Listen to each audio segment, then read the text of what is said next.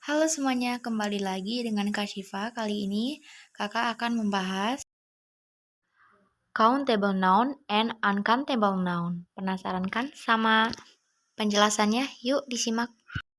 Kita mulai dari countable noun.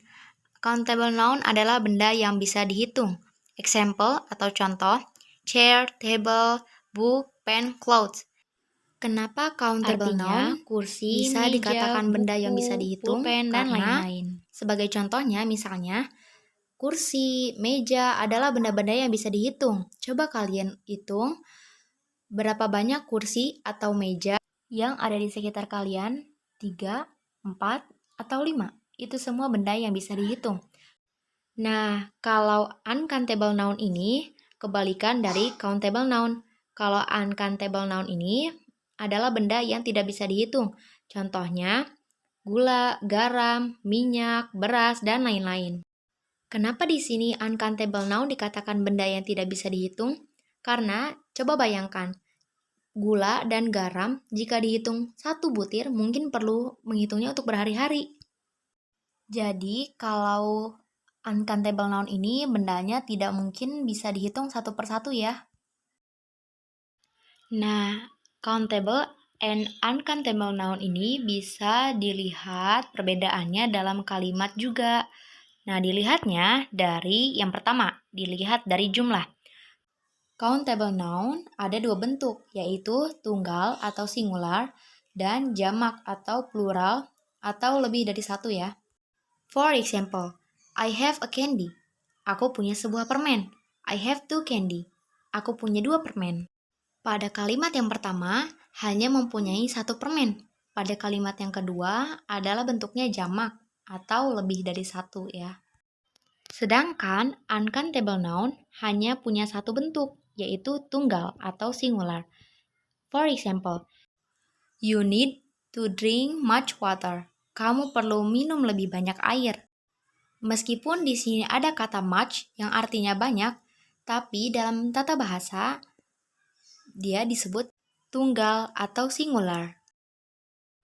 Yang kedua, dilihat dari subject verb agreement.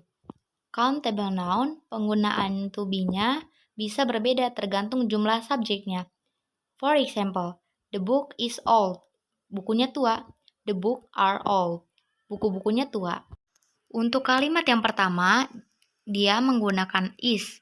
Berarti jumlahnya hanya satu. Kalau the book are old pada kalimat kedua, karena di sini to be-nya memakai are, maka jumlahnya itu lebih dari satu. Uncountable noun, verb selalu berupa kata kerja tunggal. For example, salt is salty. Garam itu asin. Mau berapa banyak garam yang dituangkan pun rasanya tetap asin. Jadi, verbnya selalu is, tidak menggunakan are. Yang ketiga, article determiner, e atau n. Countable noun bisa menggunakan kata sandang, artikel, e atau n. For example, please bring me an apple. Tolong bawakan aku sebuah apel. I have a pet. Aku punya seekor hewan peliharaan. Pada kalimat countable noun, bisa menggunakan artikel e atau n. Uncountable noun tidak perlu menggunakan kata sandang, artikel, e atau n. For example, I am slicing a bread.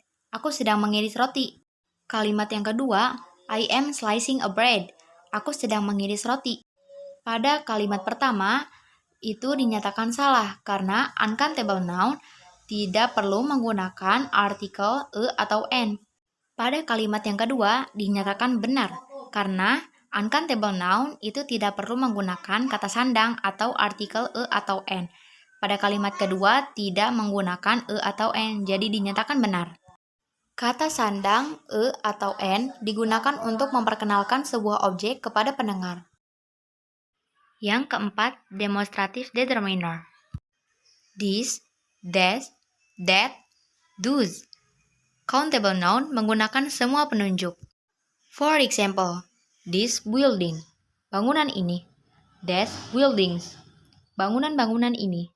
That building, bangunan itu. That buildings, bangunan-bangunan itu. Uncountable noun hanya menggunakan penunjuk tunggal. Jadi, hanya bisa menggunakan this and that.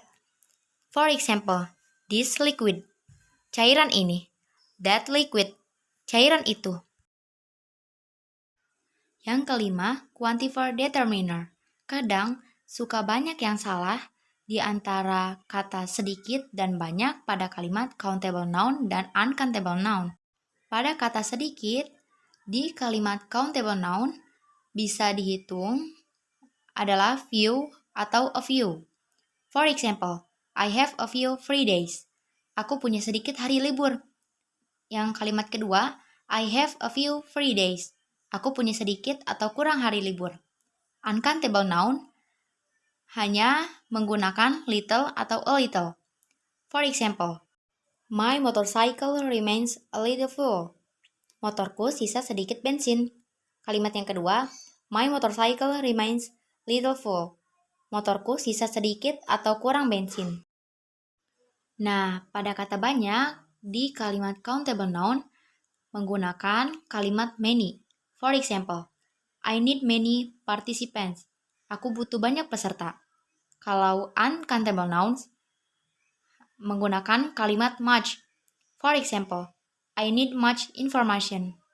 Aku butuh banyak informasi.